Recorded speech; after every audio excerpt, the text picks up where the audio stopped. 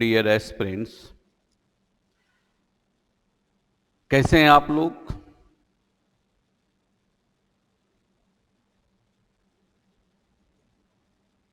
मैं पूर्णतः इस आशा के साथ आपके सम्मुख आया हूं, या मुझे विश्वास है, पूर्णतः विश्वास है कि आप अपने घरों पर पूर्ण सुरक्षित रहकर जो संशोधित डेट हमारे पास आईएएस प्रीलिम्स के लिए संघ लोक सेवा आयोग अर्थात यूनियन पब्लिक सर्विस कमीशन ने प्रस्तुत किया है, अर्थात 4 अक्टूबर के लिए आप पूर्णतः तैयार हो रहे हैं और होना भी चाहिए। मायूसी, निराशा हमारे जीवन के लक्षण नहीं हैं। जैसा कि जो स्टूडेंट्स जिस भी माध्यम से हमें सुन रहे हैं, कई बच्चों का मेरे पास फोन आया कि सर समस्याएं हैं, समस्याएं आज भी हैं और समस्याएं कल भी रहेंगी, लेकिन वे जो जिन्हें आप समस्या समझते हैं वो समस्या नहीं है, वो जीवन की चुनौतियां हैं, चैलेंजेस हैं। और एक सजग ह्यूमन बीइंग होने के नाते, सजग मानव होने के नाते उन चुनौतियों को हमें स्वीकार करना है और जो हमारे लक्ष्य हैं उन्हें पूर्णतः प्राप्त करना है।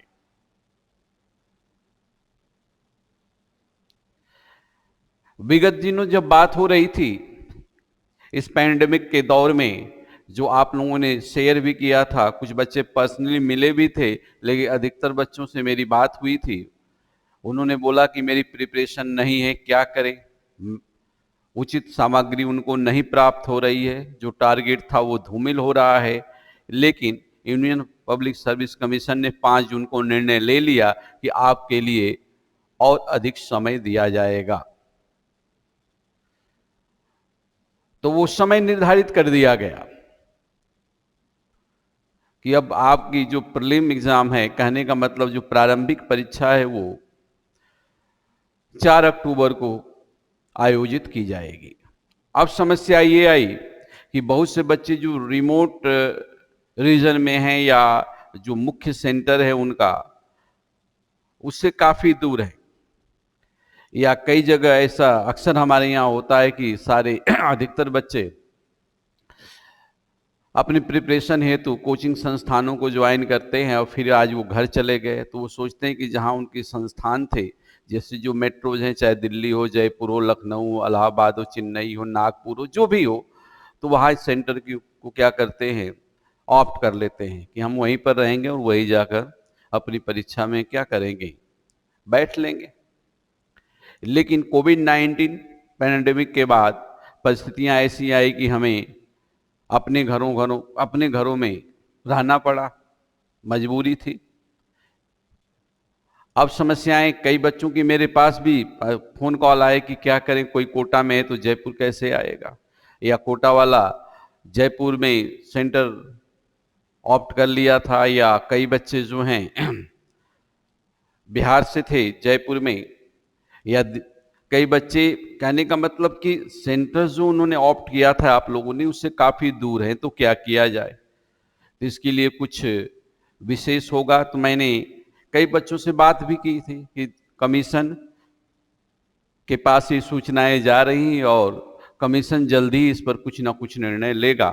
तो जैसा कि आप देख रहे हो कि निर्णय ले लिया गया और यूनियन पब्लिक सर्विस कमीशन ने ये आपको छूट दे रखी है कि आप अपने आसपास या जहां आप रह रहे हो, यदि मान लो एक मेट्रो से दूसरे मेट्रो में जहां सेंटर है, वहां आप अपने परीक्षा केंद्र के लिए उस स्थान का चुनाव कर सकते हैं, अर्थात सेंटर आप बदल सकते हैं। जैसा कि आप देख रहे हैं, ये जो मेरे पास, आपके पास भी ये न्यूज पहुंच चुकी होगी, आशा करता हूं। नहीं तो मैं कोशिश कर रहा हूं कि जिन बच्चों के पास नहीं पहुंची है, कई प्रकार की समस्याएं हैं, तो हम अपने माध्यम से इसको शेयर कर रहे हैं आपके साथ।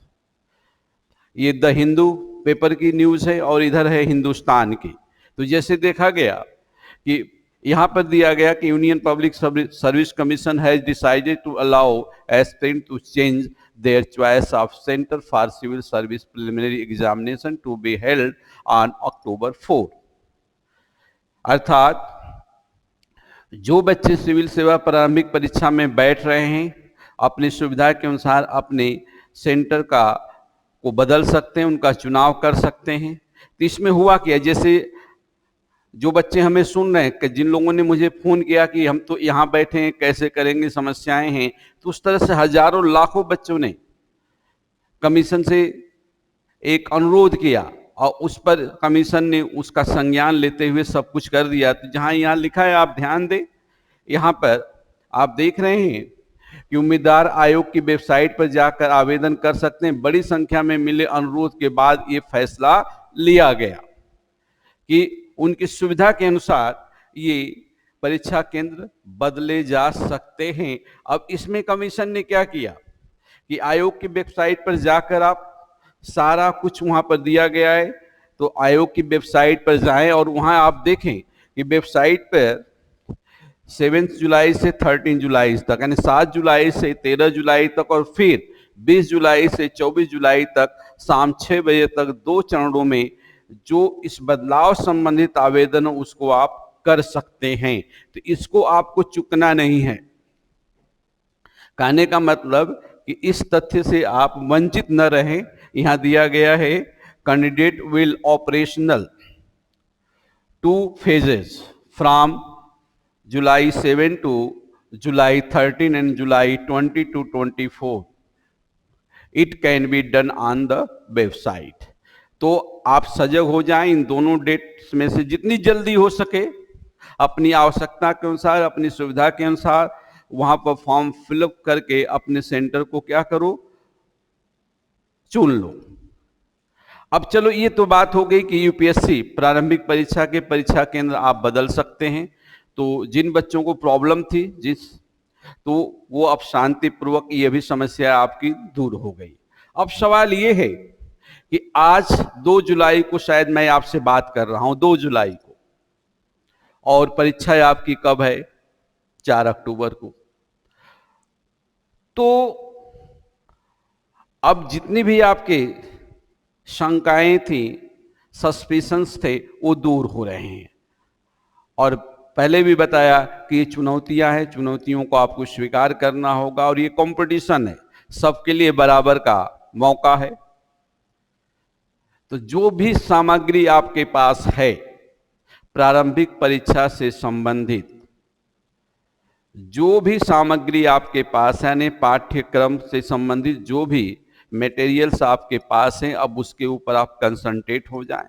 और आज से अगर आप बात करो तो लगभग हम मान लेते हैं जुलाई, अगस्त और सितंबर, अक्टूबर के 3-4 दिन हम छोड़ते हैं, तो लगभग 90 डेज आपके पास है। तो इस 90 दिनों का आपको उपयोग करना है, घर में सुरक्षित रहें। जो भी मैटर आपके पास है उन मैटर्स को, उस पाठ्य सामग्री को ही आपको बार बार रिवाइज करना है।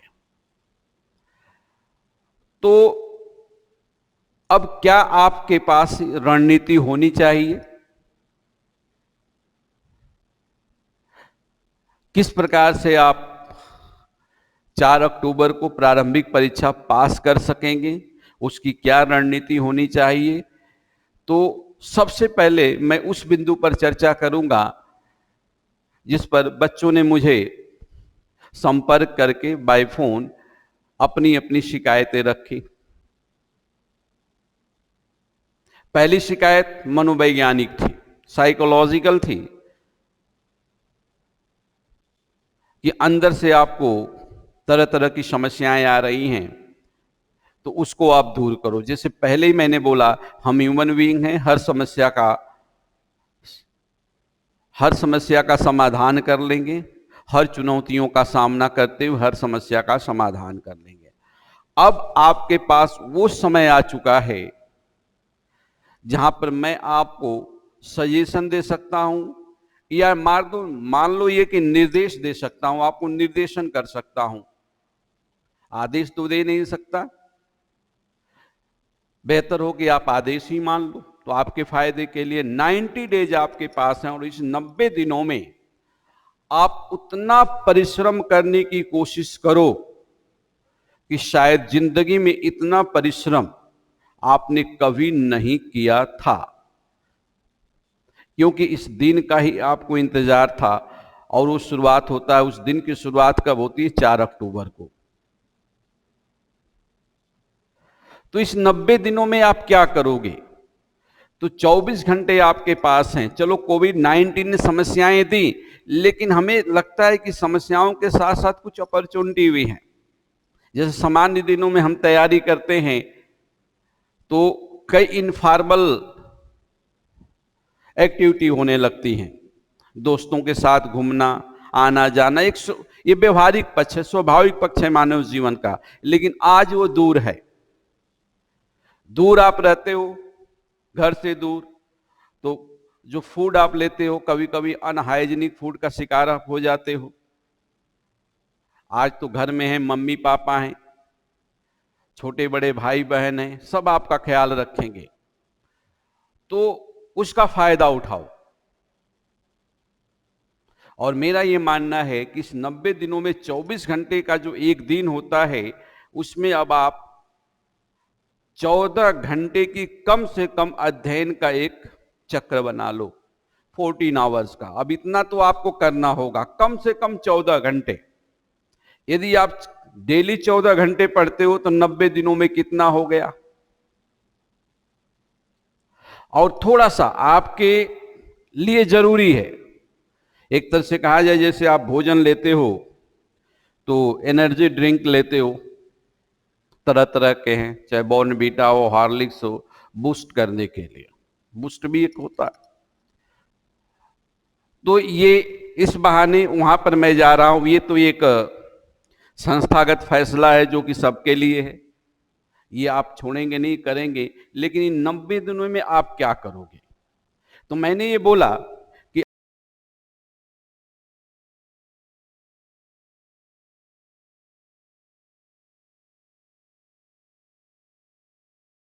आपको 14 घंटे की एक स्टडी साइकिल रखनी होगी डेली, 24 घंटे में 14 घंटे। तो इसको ऐसे आप कर सकते हो कि हमारे पास जो है, हमारे पास 24 आवर है।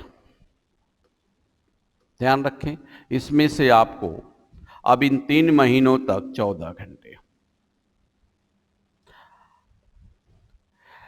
डेट, हमारे कहने का मतलब कि ये आपकी डेली की जो अध्ययन करने का एक जो चक्र बनेगा 14 घंटे का, अब बनाना होगा, बहाना नहीं चलेगा, कोई एक्सक्यूज नहीं चलेगा। 14 घंटे, अब इस 14 घंटे को मैं 2 भागों में बांट रहा हूं डेली के लिए, आप कर ले तो बेहतर है। इसमें से जो 12 आवर्स हैं और 2 आवर्स, 2 घंटे और इधर बच गए हमारे 12 घंटे। तो 12 घंटे वाला जो शेड्यूल है, इसको आप फर्स्ट पेपर के लिए सिक्योर रखें। इस पर, इसमें जो 12 घंटे आपकी जो स्टडी वर्क होगा, जो अध्ययन कार्यक्रम होगा, वो समान अध्ययन वाले पेपर के लिए, जो प्रारंभिक परीक्षा के 7 भाग हैं। तो इसको आप किसके लिए करोगे? जीएस के लिए, जनरल स्टडी के लिए। इसमें आप क्या करेंगे? जनरल स्टडी की बात करेंगे जीएस के लिए। जीएस में कितने भाग हैं? 7 भाग हमारे पास हैं। ये एक फ्रेमवर्क आपको दिया जा रहा है, अगर इस तरह से आप वर्क कर लोगे तो देखना 4 अक्टूबर को जो एग्जाम हो रहा है उसमें निश्चित रूप से आप प्रारंभिक परीक्षा पास कर रहे हो। और ये जो होगा सी सेट के लिए।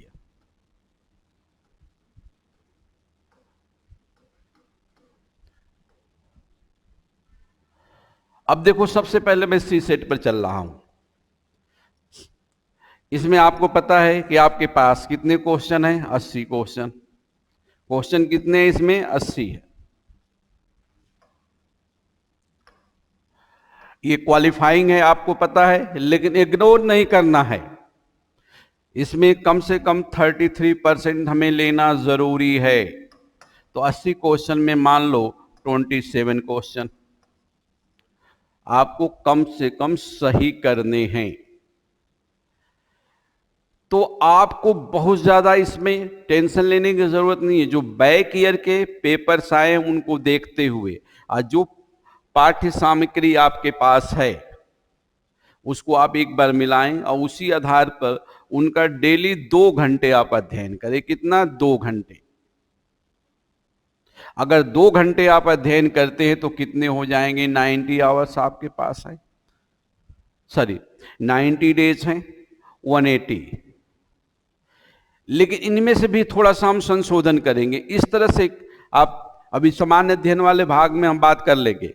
तो इस तरह से अगर डेली आप 2 घंटा प्रैक्टिस करते हो, प्रैक्टिस अगर आप मैथ और रीजनिंग वाले सेक्शन का खूब अच्छी तरह से कर लेते हैं, मैथमेटिक्स वाला जो अर्थमेटिक्स वगैरह वाला जिसको कहा न्यूमरेसी है, तो उसकी अगर आप प्रैक्टिस कर लेते हो, डेली 2 घंटे आप करते हो 90 डेज तक, तो 180 आवर्स आपका उधर कंज्यूम हो रहा है। ईमानदारी से अगर आप प्रैक्टिस कर लोगे सारे सेक्शन का, मैथ वाले पार्ट्स का, रीजनिंग वाले पार्ट्स का, कॉम्प्रिहेंशन का, इसके बाद डिसीजन मेकिंग वाला जो सेक्शन है, तो आराम से आप 80 में से 35-40 क्वेश्चन आराम से कर सकते हो। लेकिन हमें जरूरत कितने की है? 27 की। माइनस मार्किंग है तो रिस्क नहीं लेना है। आपको लगे कि आप 30+ हो रहे हो तो चाहो तो उसको स्टॉप करो, लेकिन आपको 2 घंटे डेली, अब वो 24 घंटे में आपको डिसाइड करना है किस समय आप कंसंट्रेट हो गए इस पार्ट के लिए प्रैक्टिस कर सकते हो। क्लियर? तो सी सेट वाला मामला ऐसे आप कर लेंगे, डेली 2 घंटे प्रैक्टिस करो तो 90 डेज आपके पास है, तो 180 आवर्स आ गए और इनकी प्रैक्टिस आप करते चले जाएंगे। मैटर देख लिया, कुछ अगर थ्योरेटिकल पार्ट है उसको देख लिया और समझकर आप क्या करो? क्वेश्चन की प्रैक्टिस करो। अब हम आते हैं यहां पर इस सेक्शन में। ये 12 घंटा ये ज्यादा चैलेंज है हमारे लिए, क्योंकि वो क्वालिफाइंग नेचर है, तो चलो उसमें हम क्या कर सकते हैं, 33% पा सकते हैं। लेकिन वो हमारे लिए क्या है? कंपलसरी है, जरूरी है। जब तक 33% हम मार्क्स ऑब्टेन नहीं करेंगे तब तक इस पेपर को क्या किया जाएगा? चेक नहीं किया जाएगा। अब यहां आप देखो, हम आते हैं, हमारे पास 90 डेज हैं। 90 डेज में अब यहां मैं आपको बता रहा हूं, इसमें से 15 डेज और निकालो आप, तो कितने बच गए? 75 डेज।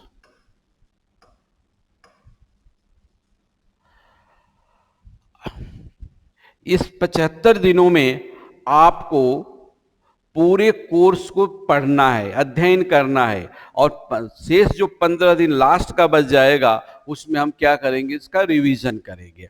अब इसकी जो अध्ययन चक्र है, कहने का तात्पर्य ये हुआ कि जो इसके अंतर्गत जो हमारा स्टडी सर्किल होगा या साइकिल होगा उसको कैसे हम करेंगे।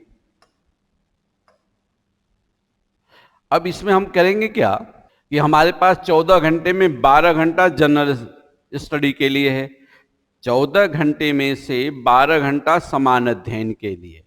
अब यहां पर हमें क्या करना है कि जो हमारे पास 12 आवर्स हैं, यानी कहने का मतलब जो 12 घंटे हैं ये समान अध्ययन वाले सेक्शन के लिए है।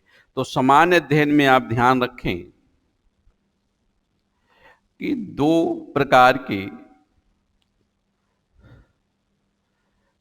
तथ्य हमें दिखाई देते हैं। पहलू एक होता है स्टैटिक फैक्ट, जो होता है जो परमानेंट टॉपिक हैं, हिस्ट्री, ज्योग्राफी, इंडियन इकोनॉमी का सैद्धांतिक जो पक्ष है वो, कॉन्स्टिट्यूशन, इन्वायरमेंटल इश्यूज और जनरल साइंस, तो स्टैटिक हो गया। और दूसरा हो गया डायनेमिक, गति, जिसको आप करंट अफेयर के नाम से जाते हो या करंट इशू। अब इसमें हम क्या करेंगे, इनको हम 12 घंटे को 3 भाग में हम बांटने जा रहे हैं। इसमें आप अपनी सुविधा के अनुसार चेंज कर सकते हैं। क्या क्या होगा, 9 आवर्स, 2 आवर्स एंड 1। 9, 2, 1। अब इस 9 में हम क्या करेंगे, 75 डेज हमने लिया, इन 9 टू, तो इसमें हम जो हमारी पर्सिस्ट टॉपिक हैं कौन कौन अपने अनुसार हम देख लेंगे। हिस्ट्री,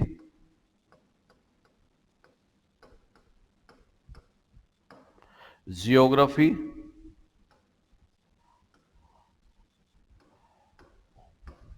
कॉन्स्टिट्यूशन वाला part,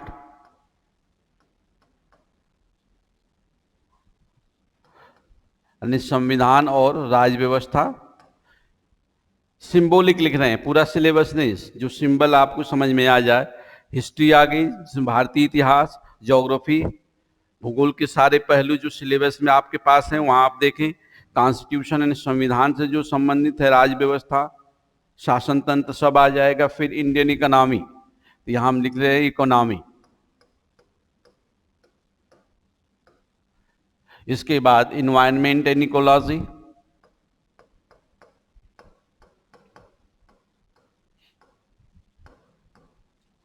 environmental and ecological issue,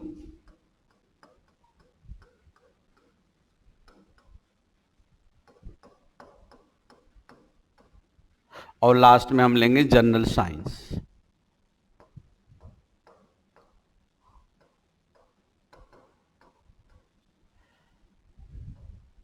general science, तो ये जो पोर्शन हमारे पास हैं, हिस्ट्री हो गया, ज्योग्राफी हो गया, कॉन्स्टिट्यूशन हो गया, इकोनॉमी हो गया, इन्वायरमेंटल इकोलॉजिकल इशू और जनरल साइंस।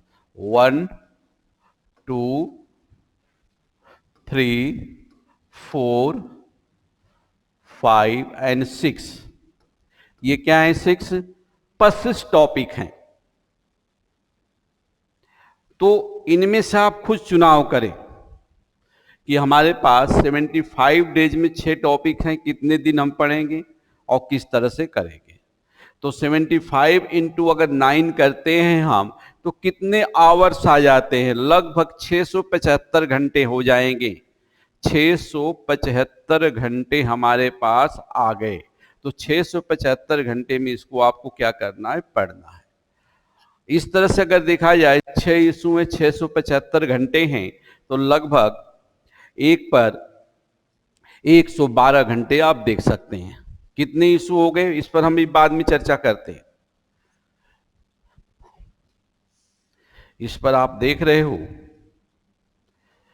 कि जो जनरल स्टडी वाला पार्ट हमारे पास है, तो 75 इंटू 9, तो लगभग ये 675 आवर्स आ जाएंगे हमारे पास। 675 घंटे आ गए। आज से लेकर और पूरे सितंबर तक की कहानी मैं कह रहा हूं, अक्टूबर की नहीं। तो इस तरह से आपको करना, उसमें भी 15 दिन हमने निकाल दिया। 675 घंटे हैं, तो एक टॉपिक के लिए जो पर्सिस्ट 6 है, तो लगभग 112, 12 से 13 घंटे आ जाएंगे। तो क्या आपके पास एक पार्ट को रिवाइज करने के लिए या पढ़ने के लिए 112 घंटे सफिशिएंट है? तो मेरे अनुसार सफिशिएंट है। लेकिन आप यूपीएससी की तरह तैयारी करो। जो भी आपके पास पाठ्य सामग्री है, पहले भी आप पढ़ चुके हो, एक तरह से रिवीजन है। तो मुख्य मुख्य बिंदुओं को आप क्या करें, ध्यान देते हुए आगे बढ़ें और बैक ईयर के क्वेश्चन पेपर भी देखते रहें। तो ये तो जो हम 9 घंटे ले रहे हैं 75 डेज, कोई इसमें कहने का मतलब एक्सक्यूज नहीं चलेगा। हम अपने आप से बेईमानी नहीं करने वाले। हम क्या करेंगे, इतना करेंगे। तो 112 घंटे हमारे पास आ गए, तो 6 सब्जेक्ट। अब इसमें आप अपने अनुसार क्या कर सकते हो, इधर उधर कर सकते हैं। मान लो इन्वायरमेंटल एंड इकोलॉजिकल इश्यूज में थोड़ा कम टाइम लगता है, बेसिक अगर आपको पता है तो उसको कहीं और जाकर आप क्या कर सकते हो, दिखा सकते हो, मतलब उसको जोड़ सकते हो। लेकिन ये जनरल व्यू दे दिया गया कि history, geography, constitution, economy, environmental, ecological issue and general science के लिए आप 112 घंटे दे सकते हैं। बहुत ज्यादा समय यदि आपका टाइम मैनेजमेंट क्या है, अच्छा है। अब इसके बाद देखो हम आ गए यहां पर, जो हम बात कर रहे थे, ये 2 आवर्स हमने क्यों लिया, ये डेली का ले लिया करंट अफेयर्स के लिए। पिछले सितंबर से लेकर इस सितंबर तक की जो घटनाएं हैं, वैसे तो जून जुलाई तक ही ली जाती है, जून तक, तो जो भी आपके पास मैटर्स हैं, न्यूज़पेपर, मैगजीन, या जो आपने किसी चैनल के माध्यम से न्यूज का आपने क्या किया, एक तरह से एकत्रीकरण कर लिया, उसको आप पढ़ने की कोशिश करें। 2 घंटे डेली क्या हो जाएगा, ये करंट अफेयर।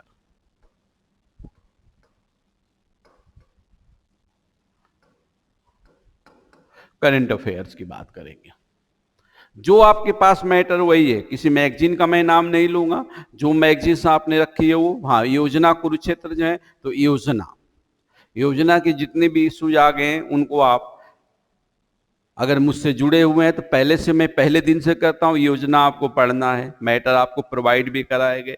लेकिन अब जो भी मैटर है उनको आप क्या करोगे, आराम से रिवाइज करने की कोशिश करोगे। तो 2 घंटे अगर डेली करते हैं तो वहां तो 90 डेज लिया था, 75 डेज में 150 आवर्स आ गए। अब ये 1 घंटा हमें क्या करना है, तो 1 घंटा की कहानी ये है कि हमारे पास 2 संदर्भ पुस्तकें होंगी। कहने का मतलब एक तरह से स्पेशल बुक है, वो है इंडिया ईयर बुक।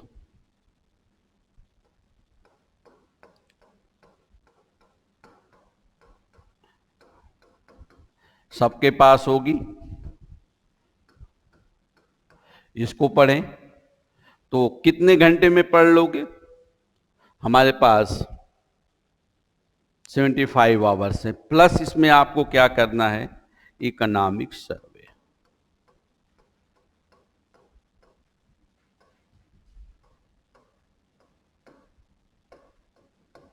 इसका अध्ययन खूब करना है। तो ये आपके पास एक मोटा मोटी लंप सम शेड्यूल हमारे पास आ गया कि हमें क्या करना है।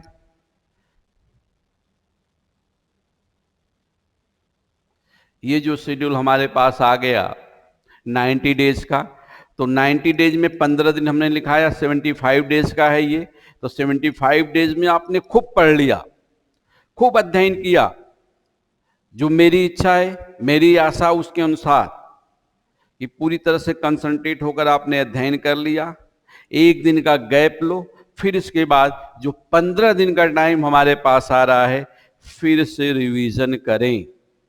तो 6 टॉपिक इधर हो गई, और इस तरह से इनको लेकर आप क्या करोगे, उसी तरह 14 घंटे आपका रिवीजन चलेगा। इसका भी करोगे, सीसेट का भी करोगे। मेरा ये मानना ही नहीं, पूर्ण विश्वास है कि इस प्लानिंग के साथ यदि आप आज से भी अध्ययन शुरू करते हो, बीच में गैप हो गया, तो मेरा ये मानना है कि आप 100% प्रीलिम क्वालिफाई कर रहे हो, और मेरी शुभकामनाएं भी हैं। तो आप कोशिश करो, कहा जाता है ना, कोशिश करने वालों की हार नहीं होती है। तो कमीशन ने क्या किया आपको पता ही है कि कमीशन ने हमारे पास, कमीशन हमारा जो पब्लिक सर्विस कमीशन है, कभी भी निराशा नहीं, कहने का मतलब हमें निराश नहीं करता है किसी भी मामले में। समय से वैकेंसी देगा, समय से परीक्षाएं कराएगा, समय से गवर्नमेंट के द्वारा आपको नियुक्ति मिल जाएगी। तो ये एक गोल्डन अपॉर्चुनिटी आपके लिए है, और इसको आप क्या करें, पूरी तरह से चुनौती की तरह लें, तैयारी करें। और जैसा कि बता दिया, आज 2 जुलाई है, 4 अक्टूबर को आपका पेपर है। ये 90-91, कहने का मतलब 91 डेज हमारे पास से अगर काउंट करते हैं सिर्फ सितंबर तक, 1 अक्टूबर, 2 अक्टूबर, 3 अक्टूबर को मैं छोड़ दे रहा हूँ, 4 अक्टूबर को आपका पेपर ही है। तो 91 डेज है, उस 91 डेज में से भी हमने क्या किया, 90 डेज लिया, 90 डेज को 2 भागों में बांटा, 75 और 15। 75 डेज में इस क्रियाविधि जो आपको बताई गई, जो उसमें मैकेनिज्म बताया गया, उस प्लानिंग के साथ अगर प्रिपरेशन करते हो, 90 में क्या किया, प्लानिंग हमारी क्या है 90 डेज, 90 डेज में क्या किया 75 प्लस 50। अब 75 को हमने क्या किया 75 इंटू 14, 14 को क्या हमने कर दिया 12 इंटू 2, तो 12 आवर्स जनरल स्टडीज वाले सेक्शन के लिए, 2 आवर्स डेली किसके लिए, सी सेट के लिए। अब फिर उसमें हमने क्या किया 12 में से 9 2 1, तो 9 25 टॉपिक के लिए डेली 9 घंटे हम क्या करेंगे, history, geography, economy, polity, general science, environmental issues, जो जहाँ जैसे आपको शुरू करना है वो आपके अनुसार है। फिर इसके बाद 2 घंटे डेली करंट अफेयर, 1 घंटा हम इंडिया ईयर बुक और इकोनॉमिक सर्वे को देते हैं। तो इस तरह से यदि आप कंप्लीट करने की कोशिश कर रहे हो तो किसी कहने का मतलब कि आप में कोई हेजिटेशन होना नहीं चाहिए, निराशा आनी नहीं चाहिए। बस ये करो, आई विल डू, मैं कर लूंगा और कर लोगे।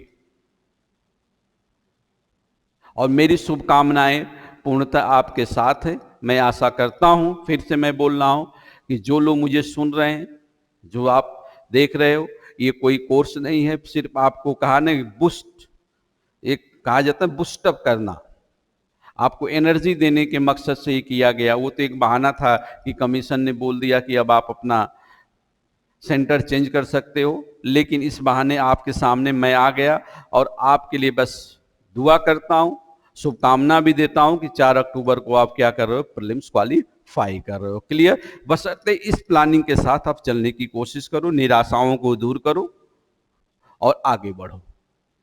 ओके, थैंक यू, धन्यवाद, जय हिंद।